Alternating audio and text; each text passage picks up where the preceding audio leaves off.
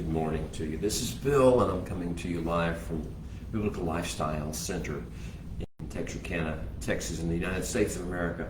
Welcome to all who've consented and given grace to join us. To let me have a few moments to share with you as we drink a cup of coffee or a tea or a protein shake, whichever is your preference.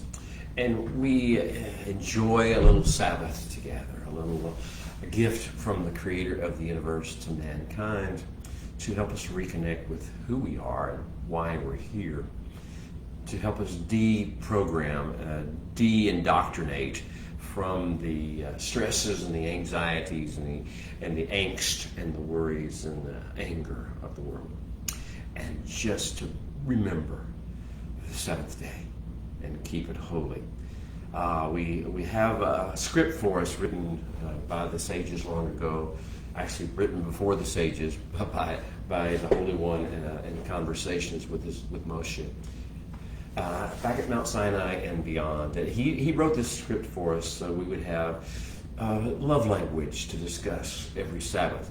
And that love language is found in what is called the Torah, the first 5 books, the books that were given to Moshe to inscribe, to write down. They weren't his books. He didn't write them, with the exception of the last one. He put the Creator's words into his own words. But in the previous ones, he gave the Creator credit completely for every word that the Creator said. And he gave narratives to put those Creator's words, the Creator's words, into context. And that's what the first 4 books were.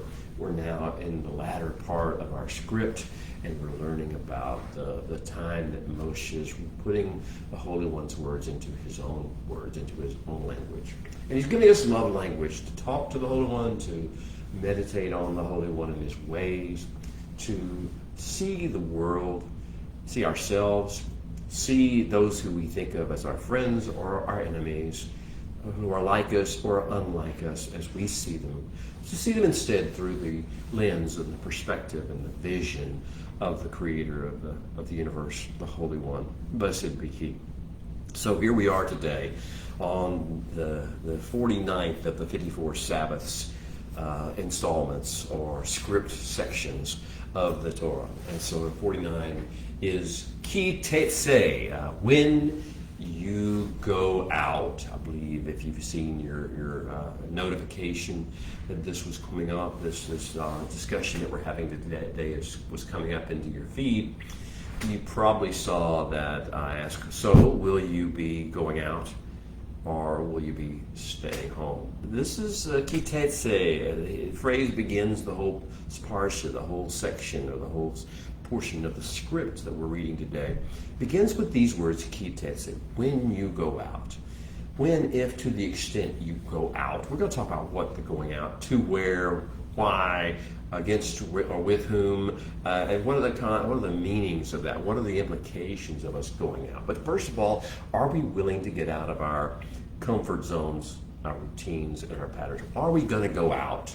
Are we going to come in and go out with the Creator of the universe, with His plan? Or are we so stuck in a rut? Have we so been desensitized to the holy things and the spiritual things of life that we just go on with our routine? We don't want to go out. We'll stay home. We'll sit this one out. Well, I hope you're going to go out, beloved. I hope you're ready to hear the heed the call of your Creator, of your King, sovereign in heaven, who says it's time to be relevant again. It's time to be who you were created to be again. It's time to lay aside all the hindrances and all the lies that you've been believing and all the false expectations the world has been pounding into your head, and all the negativity and all the anger and the angst and the worries and the fears. It's time to lay those things aside and say, here I am, hineni, here I am. Show me your way. Teach me your truths. Teach me how to live life as you intended. And let's go into the world together when you go out. So, Deuteronomy 21, verse 10 is where we start. And we go all the way through chapter 25 of Deuteronomy, verse 19. These are what I call the rules of engagement. Reglas de combate. for the socialization battlefield, for when we go out, when we're not in our room by ourselves, meditating or thinking, or in a place with stained glass windows and nice, comfortable air conditioning. When we go out, what will we expect? What should we be doing? Why are we going out, and with what purpose and plan? And what has the Holy One got up his sleeve if we go out with him? Matters of context. Let's put everything in context. All the scripts that we read on the Sabbath days are all part of a sequential story, a narrative building up.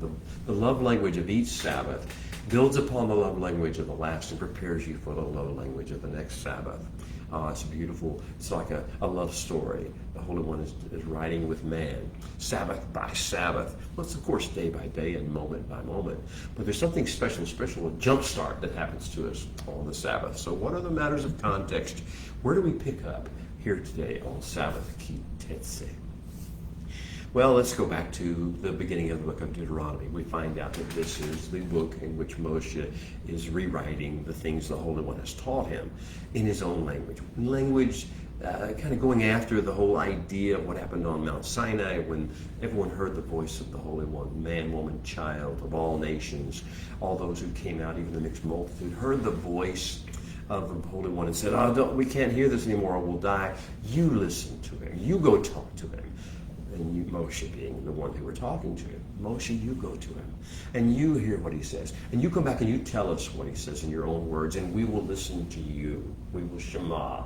We will get in tune with. We will get in rhythm with you. Well, that's what he's doing, and he's taking them up on their word. He's taking them up now on their commitment that was made at Sinai. He's going to say, "This is my words." And so he's doing this in his last 35 days on earth. He knows when he's going to die.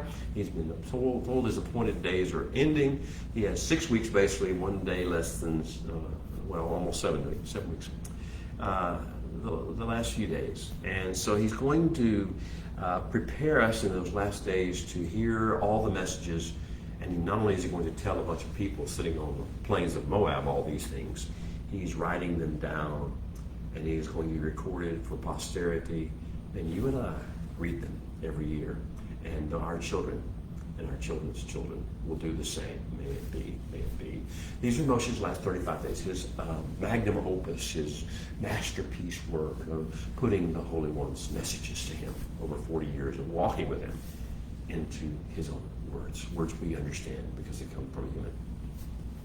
And now, as far as what's included, he's showing us recently his grand vision that he received on Mount Nebo. He's at Mount Nebo now. He was at Mount Sinai. We've had now since that 38-something years in the desert. We're now perched above the plains of Moab on Mount Nebo, the site, the high place of Pisgah on Mount Nebo, and he's looking over the land. The river of Jordan, the Jordan Rift Valley, into the land of Israel. And he's got a great vision. He's got a great vision not just for what's beyond the Jordan Rift Valley, but for what lies ahead in the future of mankind. So he's telling us our future. He's telling us pictures, images of from the moment we're at Mount Sinai, or Mount Nebo, and looking over the mountains, over the Jordan Rift Valley and the hills and the valleys, to the time when Messiah will come, when the time the Messianic kingdom, the 1,000 years of reign, will take place upon the earth, and how it will look when that's going on. He sees these things. His grand vision for Mount Nebo is what he's downloading to us now. And he's showing us teaching us radical deployment strategies. If we're going to prepare for the coming of the Messianic reign, if we're going to prepare for the coming of Messiah and then his infiltration of his ways into the world, this is a deployment. We are being deployed in Eretz Israel, but we will eventually be deployed in all the world, and the things we learn now things we'll be taking into Israel when we go across the Jordan Rift Valley, and then we will take them into every nation, to every tribe and tongue of the world, and under Messiah's leadership, under Messiah's leadership, and through his guidance, we will be teaching these ways to the world, these radical deployment strategies. And so he's in the middle of doing that. He's using right now what we have labeled in these teachings or these discussions, his two diverging pathways discourse. Two diverging pathways are being led out before us. There's a high road we can take, and that road is called the King's Highway, as I call it, El Camino del Rey. He is the King's Highway. This is the way of beauty and majesty. This is the way that will portray and foretell and demonstrate the Messianic way. This is the high road, the King's Highway. The narrow road, as Yeshua the Master talked about, that leads to life. Now, the other road, there's another road there. So there's two roads that are diverging. The second road is the low road, and the low road is the road of the way of the raging nations. Why do the nations rage? Why do the peoples imagine of anything? They just keep doing it. They don't know any better way. They just rage. They rage and they rage, and this is the way. And so when they rage, they catch people up in their rage, and everybody gets infected by their rage. And so you see masses of people, a wasteland, a broad swath of scorched earth where the raging nations rage. And this is the place where we don't want to go. This is the example we don't want to follow. This is why we need to demonstrate, even in this world, before the Messianic reign begins, we begin to need to show a picture, a foretelling, a foretaste of what it will look like if we travel the King's Highway instead. Well, in Parsha Ki Tetze, Moshe begins to change his teaching style a little bit. He's been speaking in high-sounding terms. He's been catching us up. Shema Yisrael, hear, O Israel. Tune yourself, tune your heart. He's been teaching us the ways of changing the way we look at life, making tikkun adam, the fixing of inner man, before we deal with the other issues and talk about fixing the world or fixing B'nai or Eretz Israel, the land of Israel. So his teaching style has been inspirational, and now he's going to be doing something a little different. He's going to be challenging us. He's going to be pushing our buttons. He's going to be testing us. And these matters of teaching style, a good teacher will always question and test and push his students a little bit further than they used to go. So that's what he's going to do in the next few chapters. In Parsha Ki Tetze, Moshe adopts a teaching style that I call, what if? He's going to make us think outside our box. Think outside our comfort zone. He's going to throw us a bunch of scenarios out that are not even real yet. We're still on the east bank of the Jordan River. We haven't crossed the Jordan Rift Valley yet. We're still in a time of healing and restoration after the wilderness time. We're not really experiencing any of the things he's going to talk about, and we may never experience some of these things. The question is not what we will actually deal with. This is not a set of laws he's giving us. This is not even a legal code he's giving us. What he's giving us is a set of scenarios, hypotheticals, what-if stories, designed to really make us dig deep and think, reconnect with our sources of true revelation and wisdom, not our common understanding or common sense, or not the indoctrination we've received from the nations or the institutions of this world, not from science or not to interpret all these things through those terms, or through politics, or through the lens of ideology, but instead to draw upon the deep, deep wells of spiritual revelation that he has been untapping for us in the first 4 books and in the beginning of this book as well. What if stories, hypotheticals, parables they will later be called, meshalim or proverbs they will also be called. This is the idea of who doesn't love a good story, and who hasn't ever heard a story that made them think in terms they never would have thought before, that caused their imagination to kick in. It caused their thoughts to say, wait a minute, before you go any further in telling me the details of this story, I need to process what you just told me and go through it in light of my experience, but also in light of my spiritual revelation stream that I'm in. So he's going to make us think outside the box by telling us stories. He's going to talk to us about going to war and about facing enemies. He's going to talk to us about seeing beautiful women among the captives. He's going to talk to us about family trouble, where there's a previous wife and a present wife. He's going to talk to us about children who are loved at different amounts. He's going to talk to us about people who commit heinous crimes and are executed and what to do with their bodies. He's going to talk to us about lost and found property and how we treat it and respect or do not other people's rights to property interests. He's going to talk to us about how we respect people's rights to income flow and to their own safety, their own bodily security, their own space, their own realm of free area where they feel comfortable and not being intruded upon. We're going to talk about all sorts of different aspects of life. He's going to get us outside our comfort zone, even though we're all sitting around listening to his stories. So he's going to do that. He's going to reconnect us, if we will come, with the testimonies from the lives of the patriarchs. Here's the little secret of the stories he's telling us, these what-if stories. Each one of them can be found somewhere in the previous books of the Bible, previous books of the Torah. Each one of them is part of the stories of one of the ancients, like Adam, or Noah, or Cain and Hevel, or Abraham, or Yitzhak, or Yaakov, or Lavan, or Sarah, or Rivka, or Dinah, or Ishmael, or Hagar. Some of the stories, and also in the story of the Exodus, we're going to find these are the basis for all of these.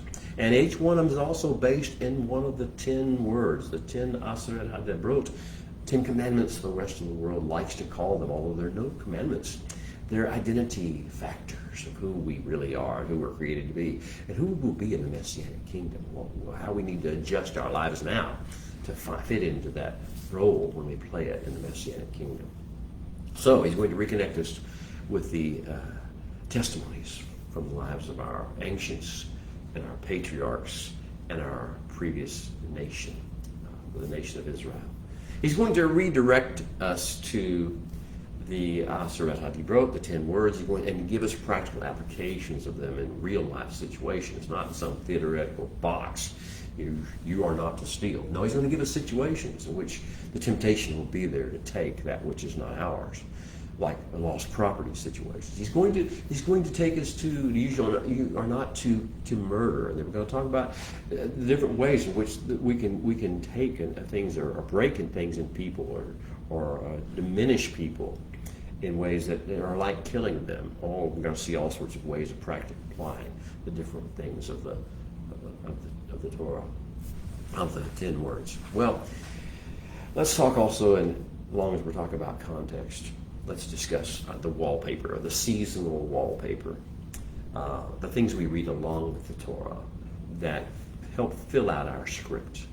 One of those things that we are reading this time of year in this season that goes along with this part of the script is the comfort consolation narratives, the 7 haftarot of consolation, the 7 words from the latter part of the book of Isaiah that are designed to lay out for us the end game of the Creator, how he plans to bring all things that are happening in the world about and turn them into good, and how he's going to wrap up this era and bring in the Messianic kingdom and what it's going to consist of and look like. This is all, we're 7 weeks into, we have 7 weeks of that, and we're in week number 5 of those 7 weeks.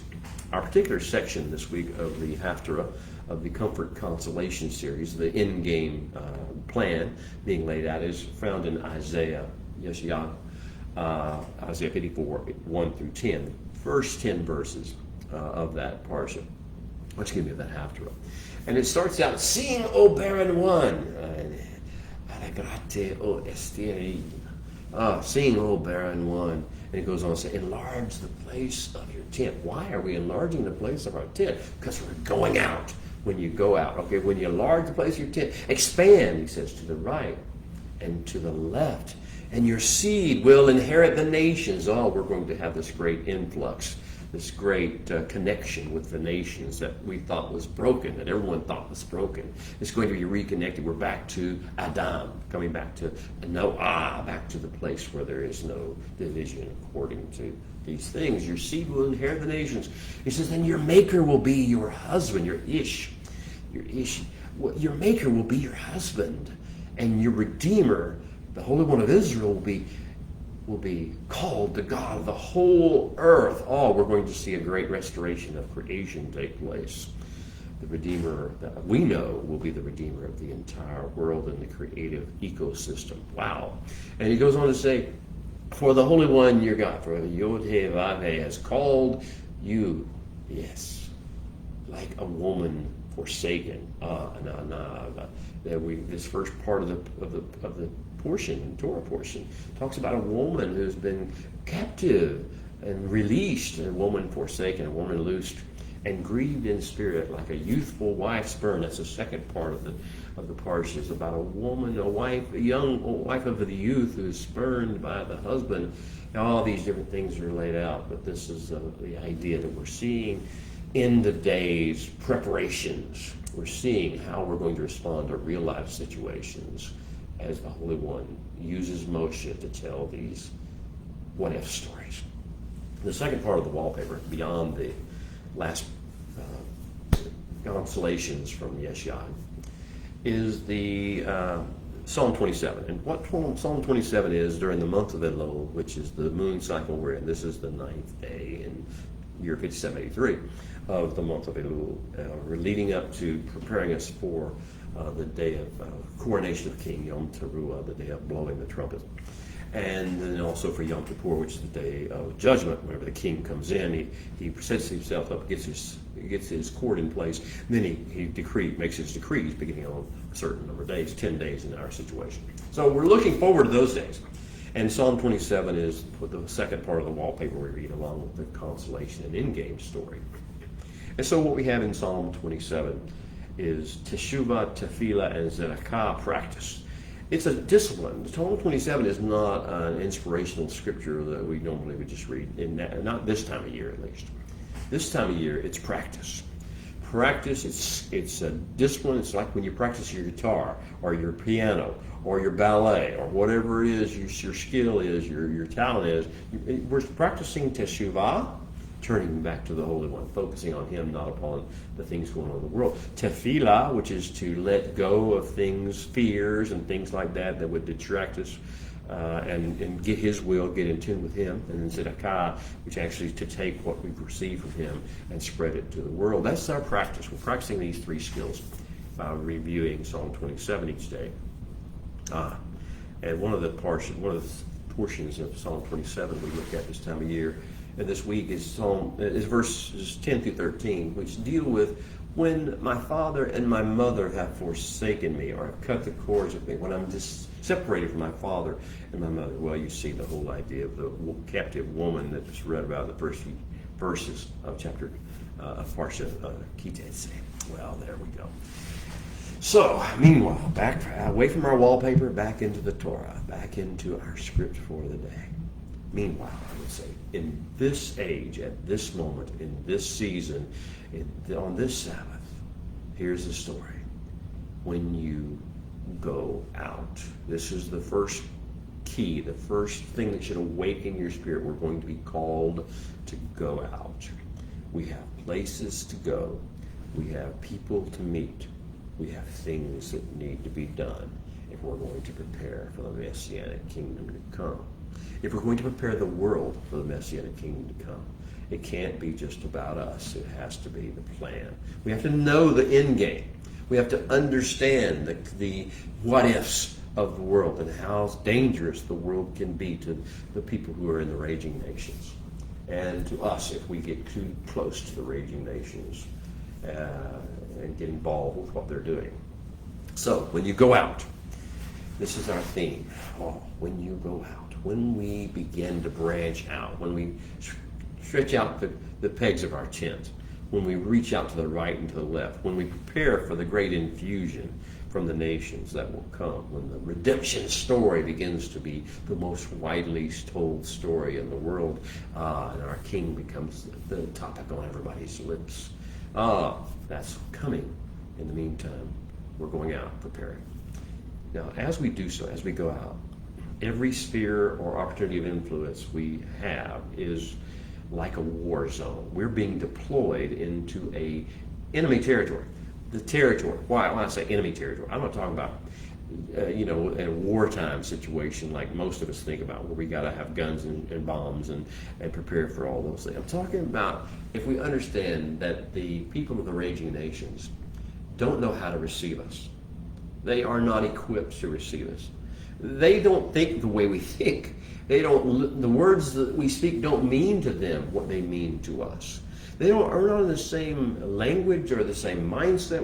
It's like we're not in the same world, because they live in a world of raging and outrage and passion and emotion that's negatively drawn and selfish-centered. And we live in a different world. We come up every Sabbath and we see things in the heavenly realms, and through the eyes of the heavenly realms we see the end game developing, and they can't see it. They don't understand why we're here and what we're trying to do. They think we're trying to manipulate or dominate them or control them or rule the world. Well, we want Messiah to rule the world. We want them to embrace him joyfully.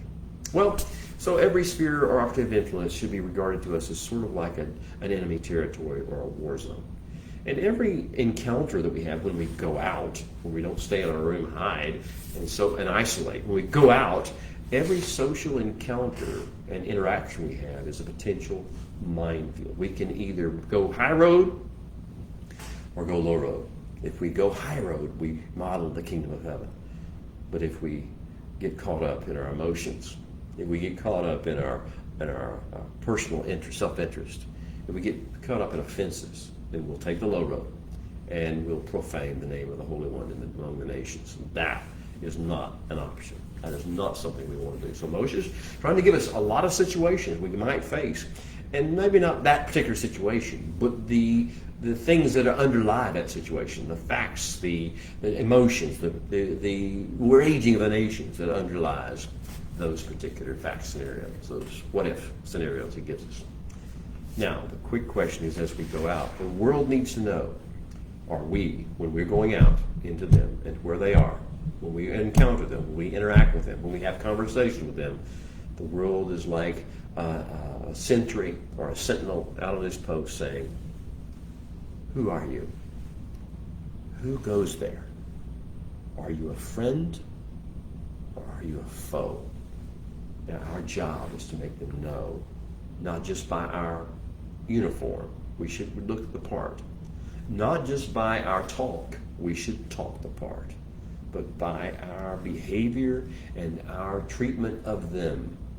That's the way it's proven that we are friend and not foe. Your talk can be anything. Your appearance, the way you dress, can be anything. It should be the kingdom's way, but that by itself will not be the message the world needs to heed. Understand, if you're a friend, you'll treat them. You'll be a friend. You'll act like a friend. You'll care about their personal space and their bodily integrity. You'll care about their time, and you won't manipulate it and invade it. You'll care about their right to personal property, and you won't take it for your own or feel like it's yours to possess, and it should be yours in the first place because they don't deserve it. And you won't do that. You won't take away or challenge or threaten their income flow or their wealth. You won't want what they've got.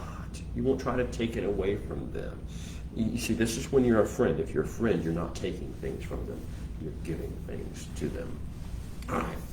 So as we head off into the world, as we begin to say we are going out, we're going to go out. This is a trial run, but we're going to keep going out day by day. It's more real every day. But it's a trial run for the Messianic kingdom. It's going to come as we go out. Let's tread lightly. Keep your head on a swivel. Follow the protocols. Have each other's backs. Do no unnecessary harm. And beloved, as we go out. Let everyone that you encounter, interact with, and have conversations with clearly know who goes there. A friend, not a foe. Don't get all up in your pseudo-intellect and argue who's right and who's wrong. We're here to give examples and models, not to talk about theories and ideas. So let everyone you encounter, who you converse with, who you interact with, who you have business transactions with, know you're a friend, not a foe. By and through your behavior, your patterns of behavior, and the respect that those patterns of behavior show that you have for their personal space, for their personal time, their bodily integrity, their personal peace, their freedom of lawful movement, their health and welfare, their provision stream, their property rights, and their personal dignity, show them you're a friend. Okay. Now, the thing is that in the world, in the raging nations, people usually act one of two ways, and the patterns are drawn for us in the wilderness wandering stories or narratives of Torah. Some approach other people like Amorites and Edomites. You should remember the story of the Amorites and the stories of the Edomites. These people, they react to encounters with other human beings by baring their fangs, gnashing their teeth, pushing out their chest, rattling their sabers, and at the other people to try to intimidate them and make them afraid. And then it makes them, as they back it up with physical violence. This proves you're a foe. If someone takes the Amorite, Edomite approach to another human being, that's being a foe, not being a friend. So don't do those things. Don't bare your fangs, gnash your teeth, rattle your sabers, stuff out your chest, and intimidate. The other people, the other major group of people in the world who are among the raging nations, tend to respond more like Moabites and Midianites. They think they're superior intellectually. They have a great pseudo-intellect. They're not going to be bullies, or they're not brutes. They think more like Moabites and Midianites. What's the way that was demonstrated by the Moabites and Midianites? We come up with plans and schemes. We present ourselves as friends, but we are not. We are always planning, we are always scheming, we are always coming up with ideas to manipulate you, to control your thoughts, to control your behaviors, to limit your abilities, to weaken you, like the Moabites and the Midianites. You see, this is the two main ways the people in the world know how to respond to each other. There's a more excellent way. Oh, beloved, there is the way of the Torah. The Torah's way is to be a real friend by being and behaving the way in which a real friend would behave. We are to do so. We are to leave no doubt we are here as the friends of the earth. We are friends of the Holy One. We are friends of the nations. We are friends of the world. Now, we don't agree with the nations. We don't have to agree with them. We don't have to control them and manipulate them. We don't have to condemn them. We are here instead to model the better way, the more excellent way to them. We are to prove that as the people of the Holy One, we are to respect and honor the big 8 elements of human shalom potential. There's certain things they need to know, certain areas of their lives they need to know are safe from us. That means we're friends. We'll talk about those in a moment. I will warn you that sometimes our friendship approach will not be received. And our offers of shalom, wherever you go into every house, you go speak shalom to the house. Sometimes that will not be received. And sometimes it will be flatly rejected, and sometimes the Amorite and the Midian and the Edomite and the others will come out and they will try to attack us. When that happens, temporarily the friendship approach has to be taken off the table. And when that happens, unfortunately, we have to adjust and adapt, hopefully to get back, to always with the aim of getting back to where we can use the friendship approach again. But it is not necessarily our anger or our army or our wrath that they worry about, that the nation should be worried about. It's Genesis 12:3, when the Holy One said, I will bless those who bless you, and I will Arar, English Bibles say curse. Him who kalals you, English Bibles again say curse, totally different word. Until in union with you all the families of the earth will be blessed. Well, it's not us they have to worry about. It's the Holy One. And it's the Holy One's plan to keep disciplining them and bringing them into subjection till they're ready to receive us as friendship approach. It's also Exodus 23:22 they had to worry about. That's when the Holy One says, if, as, and when, and to the extent you indeed, talking about B'nai Israel, the children of Israel, the covenant people, if, as, when, and to the extent that you covenant people indeed shema his voice, the Holy One's voice, and do all that I speak, Moshe said, I will then be as an enemy to your enemies and an adversary to your adversaries. We don't want that for people. We want them to instead be our friends. We want to show them what true friendship looks like and consists of. But if they insist on rejecting and being violently opposed to our friendship approach, then it's not us they need to worry about. It's our God. It's the Holy One. Because he has a plan that requires them to accept us as friends eventually. Then the third thing they need to worry about, they need to think about, and why it's not us they need to be afraid of, is Zechariah 8, verse 2, chapter 2, verse 8. Excuse me. I'll try it again. This is Zechariah chapter 2, verse 8. The last part of that verse says, he who touches you, English Bible will say, he who touches you, being referring to the covenant people, he who touches you touches the apple of his eye, of the Holy One's eye, is what it says in English.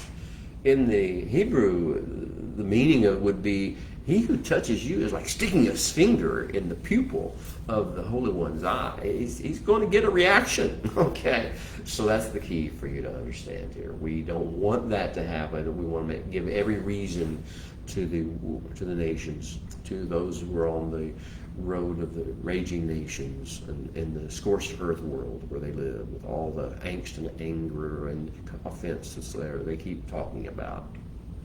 We want them to see us as friends, because otherwise we know what they're going to have to face, and that'll affect their children, their children's children. Now, I mentioned earlier the big eight elements of human shalom potential. Every human being needs 8 things to be able to feel at shalom, to feel at peace, to feel friendship, and be willing to see friendship for what it is. The first of those 8 things is security of personal space. You know, usually with us, with human beings, you need to have at least arm's length where nobody enters that space without your permission. You feel safe if you've got your space. If no one hits you, or no one just comes in and waves their face and fingers in front of you, or spits in your space. No one gets in your space. You get just an arm's length around you when that is your space. Now, we get crowds and that doesn't work, and then people get tense. And then when you have 1 or 2 people just invading your space on purpose, bumping into you, pushing up against you, striking you, that's a violation. So if we're going to prove ourselves to be friends, we need to honor people's needs for personal space. We don't need to get in their space. Second of the big 8 elements of human shalom potential is the security of bodily integrity. Don't touch people unless you have a relationship that has opened the door for that trust, or you've been given permission to touch them. Don't pat their hand, pat their back, don't touch people that you don't know well enough to touch them. And if you do know them, don't touch them in more than you need to, more than in ways that are specifically approved and appreciated by them. Understand that people are uncomfortable when people enter their space, and also when they touch their bodies, or they cause something to touch them, if they throw things at them, if they spit at them. It's just bodily integrity. Let the body not be intervened. Same thing happens with clothing. Don't grab somebody's shirt or clothes. Don't grab them by the collar. Don't do that. If you do that, you're proving yourself you're not a friend. The third of the big 8 elements of human shalom potential is the security of a person's time. A person's entitled to their own time. Invading time, manipulating time, taking up their time, insisting on being heard at a certain time, and not respecting their time, that is proof you're not a friend. You try to make things on your timetable and force everybody to go with your timetable and believe they have nothing better to do than to listen to you or work with you or be with you. That is not to respect them. Say the next thing, the fourth of the 8 things, is security of property rights and interest. Understand, if you start messing with somebody's property, you start threatening their ability to take care of their property or to enjoy their property, you are proving yourself an enemy. You've triggered something in them, because the human being is just like Garden of Eden. Adam was given the authority to tend and keep that Eden. Though he didn't maybe own it as we would think, it was his dominion, and he had the power. And that sense of purpose and meaning builds shalom. And so the idea of property is not something that's evil. Property can be misused, obviously, but property is designed to awaken in human beings accountability and responsibility and purpose and meaning. So don't mess with people's property rights. Don't interfere with them. Don't try to take their property away from them. The fifth of the big 8 elements of human shalom potential that we can learn how not to interfere with is the freedom of lawful movement. People need to be able to feel like they can come or go without coercion, without manipulation, without being pushed back or stopped. This is why, if you ever see a protest movement that gets out in the street or blocks a sidewalk or stops people from moving where they want to go, understand their message just lost all credibility. You cannot have credibility and take away someone's freedom of lawful movement. You can't capture somebody, force them into listening to you, and believe you're actually going to get an audience. No, you won't. You've triggered something negative. Well, the next thing is security. The 6th thing, security, and to pursue an income stream, or to be able to know that you're going to be at least have a prospect of putting food on your table, feeding your family. If you start messing with that, if you think that that's not important, and you tell people that you can have it, you should be able to use those or tap into those things, then you're going to get pushback and you're going to get triggers from the other people. Then the 7th thing is they need to have security. Every human being needs to have security in the exclusivity of their relationships, at least of the prioritization of them in their relationships. You start getting in between them and their wives, them and their children, them and their family, their brothers or sisters, their mother, their father. You get involved in these situations and you try to insert yourself into those relationships. You are not a friend. You are a foe, and you will activate the trigger mechanisms in them because they will not feel secure. They will not feel safe. They will not feel they're in the presence of a friend, but they will feel they're in the presence of an enemy. The 8th thing is the security everyone needs to have in his personal dignity. The sense that I am important, I am valuable to the world. If you try to demean them and tell them how stupid they are, or how foolish they are, or how sinful they are, and not give them any basis for continuing their dignity and rebuilding their societal worth and their personal worth, especially as it's going to be seen by their family members, by their spouse if they have, or significant other, if people want to call it that, or by their children. If you diminish people's sense of self-worth in the presence of their family members or friends or their peer group, you are not a friend. You are a foe. So all the things that the Holy One said about he who touches you touches or puts his finger in the eye of the Holy One. Do unto others, Messiah taught, as you would have them do unto you, and love your neighbor as you yourself have been loved, or as you love yourself, whichever way you would interpret those. All those 3 things that he's been saying about how to interact when we go out, these big major general things that are said, all these extend into all these 8 areas. If you want to understand about doing unto others, understand it's going to involve all these 8 areas, not just one area. Do unto others as you would have done unto your person with regard to personal space. Do unto others as you would have done to you with regard to your bodily integrity, who you don't want to touch you, when you don't want to be touched. Do unto others as you would have them do unto you in your time. And do unto others as you'd have them do unto your property rights and interest. Would you like it if they started threatening your property rights, or they started taking possession of things that you'd lost, or that had gotten a little bit out of your control? do unto others as you would do with regard to freedom of lawful movement. If you wouldn't want your movement restricted or limited, don't restrict somebody else's. Don't get in their way. Block them. Blessed is the man who stands not in the way of sinners. You understand. Don't take away their lawful movement, even if they're in the wrong way. Now, if they're going to kill themselves or make one destruction, you've got to step in and intervene in that regard. But that's emergency situations.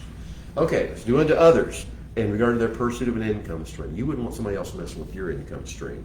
Do unto others as you would have them do in regard to your relationships. Don't do to them in their relationships what you wouldn't want somebody to do in your relationships. And don't insult their personal dignity if you wouldn't want your personal dignity insulted either. Okay. So Moshe is going to warn us in Parsha Tetze as we study today. And he's going to teach us how to apply heavenly perspectives to some of the internal and external challenges we're going to have to face once we go out, once we step into our destiny, once we begin to impact and influence the world. Because Moshe knows that we need to be trained. We need to be equipped. We need to be prepared not to get sucked into the drama of the nations that are raging, or the folly, seduced into the folly of the nations that are caught up in their attraction revulsion index in their flesh, or their pseudo-intellect. He knows that we will have to deal with people who are emotionally overstimulated and triggered, who are sensuality triggered, who are darkness seduced, who are fleshly indulgent, who are materiality at least obsessed, who are ethnically snobbish, who think their ethnicity is superior to some other ethnicity, who are ideologically motivated, who are propaganda deceived, who are indoctrinated by pseudoscience and pseudo-medicine and pseudo-theory, and who are pseudo-intellectually arrogant, think they're more intelligent than other people and superiorly morally to other people. Moshe knows that when we go out, we're not going to deal with whole people, well people that we can reason with. We're going to be dealing with people who are in these states, emotionally overstimulated, fleshly indulgent, sensuality triggered, darkness seduced, materiality obsessed, ethnically snobbish, ideologically motivated, propaganda deceived, and pseudo-intellectually arrogant. That's what we're going to deal with. Don't expect a rose garden. Expect to be one who knows the more excellent way, and patiently, because of his presence and his relationship with the Holy One, can be able to overcome and not react to what we see. See the road ahead that we're going to face as we go out, when you go out being the key words of this parsha. The road that we're going to face, the road ahead, is fraught with peril. It's a jungle out there. Enemies are always imagining and planning our demise. Some people are bullies. Some people are devious. Distractions are all over the place. We could get easily distracted and entangled by the things of the world. Diversions, detours we could take that would make us get off our mission, our course, are out there. Temptations. The world can offer you some temptations. Enticements, seductions, they're all over the place. It's jungle out there. The road ahead is going to be fraught with peril, and real peril in real time that we'll have to deal with on a day-by-day basis. Spiritual, if not physical, IEDs, bombs, litter the roads that we will travel. They have been laid there by the people who are of the nations raging. Having divinely inspired wisdom and understanding is critical. And sticking to the plan that's been laid out for us is critical. And following the rules of engagement for that plan will be absolutely essential. What Parsha Tetze and then the following Parsha Kitavo is a mission briefing. In it lies the secret to our success. So will we Shema. Well, let me just say this about that. Beloved, in this day, in this hour, in this moment, as you're listening even to the sound of my voice, there's a people being called to arise. There's a nation being called to stand up. We have been raised up and are being raised up at such a time as this for a great mission. We're being called to prepare the way for the glorious King and his kingdom to come. We are to lay the foundations of that soon and coming kingdom by modeling kingdom behavior, speaking kingdom vocabulary in proper time and proper moment in proper measure.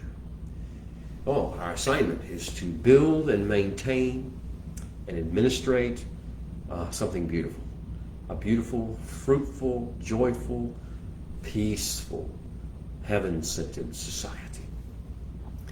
And everywhere we go, we're to do this. We are to leave the sweet fragrance of our bridegroom King, the aroma of Messiah, along with the unmistakable footprint of the Messiah, too.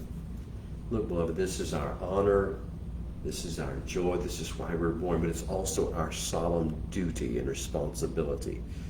It is something we will be accountable for. This is why we were born. This is why we were sought out by the Holy One. Why we have been delivered from bondages. Why we have been hidden away for a period of time in the wildernesses of life. How we've been trained in the Torah. And how we've been brought forth to this point, in this moment, in this hour. This is our time. And we do not by any means have to do all these things alone. But we do not have the right to demand that he do it alone either. We are his covenant partners. We are his co-laborers. We are his ambassadors. We are his servants, and it is our honor to be so. We are his confidants, and it is a treasure to hear his revelation stream flowing at all times. We are his friends, and if we are his friends, then we are to be friends of those he created and made and loves, those in the world. Tetze is to be the parsha of our arising and shining. Kumi ori, arise and shine, my beloved. Come out of your safe rooms. Come out of your wilderness. Come out of your ivory towers. Come out of your stained glass window chambers. Come out of your echo chambers of politics and ideology and religion, and come out. Go out and take with you the wisdom and the loving kindness of the King. Bring it to bear on earth in real, practical ways. Prove yourself to be a friend of the peoples and the nations who are struggling and caught up in their rage. Do it one extremely challenging, narrow road encounter at a time. See, we are not called to live in a utopia, an ideal society. We're called to build one. We're called to be agents of healing in the midst of life's bloodiest and most toxic battlefields. He never promised a rose garden to us. He said in this world, yes, he said in this world we will have tribulation. Yeshua, Messiah, the Master, the Rabbi, said in this world, we will have tribulation. Now, when we go out, we will face thorns, we will face thistles, but that's just the creation side. We will face lions and tigers, that's just the species side. We will face bears, but the most deadly and dangerous adversary we will face will be our own self, our own Yetzer Hara, our own inclination to be like the nations, inclination to be driven by flesh, to be driven by pseudo-intellect, to be arrogant, to be cruel, to be manipulative, to be demanding, to be emotionally unhinged, and not in self-control and self-restraint. To let our appetites and our flesh and our urges and our knee-jerk reactions and emotion and our pseudo-intellect to keep us from being the friends of the world. You have two things about the Parsha, two main themes, and I'll let you read it for yourselves. So take your time, either with your fellowships and your friends or by yourself in your homes today on this Sabbath of Tetze. The two main themes are this. Lo tochal lehithalem. You must not hide yourselves. Don't go into safe rooms. Don't isolate. Don't go try to protect yourself. You got to weather the storm when it's coming. But your purpose is to be out in the world, when to go out. So do not hide yourself. Lo tochal lehithalem. The second main theme, after do not hide yourselves, is bi'at ahava mikrebeka,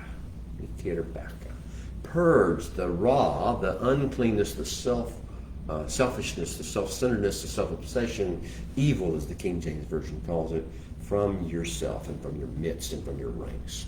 Purge it. Don't cleanse it. Let it not be part of what you carry into the world. Don't carry that baggage into the world. Don't carry it from yourself individually. Don't carry it from your family and your bloodline. Make sure it's purged before you go out and touch the world. Moshe repeats these two admonitions of Torah over and over again in this parsha and in the next again. Don't try to live a stealth life. Don't hide in your safe rooms. Don't isolate in ivory towers. But don't come in like a wrecking ball either. Be a friend. The world is calling you. The world is looking for it. And some will always hear if you just present yourself, identify yourself, and behave accordingly to prove you are indeed a friend, not a foe. Well, beloved, it's time for me to leave you. I get to go next door to discuss all these things with my friends at the Biblical Lifestyle Center. I look forward to that. I wish you could join us. But in the meantime, bless you. Leave us a note. Let us know where you are, what you're doing, and how all this is impacting you. And give us something to pray for if you wish to, or give us something to praise the Holy One for if you have that. But let us know what's going on. Thank you for joining us. Thank you for letting me be part of your Sabbath, and for you being part of mine. Amen. See you next week. Shabbat Shalom.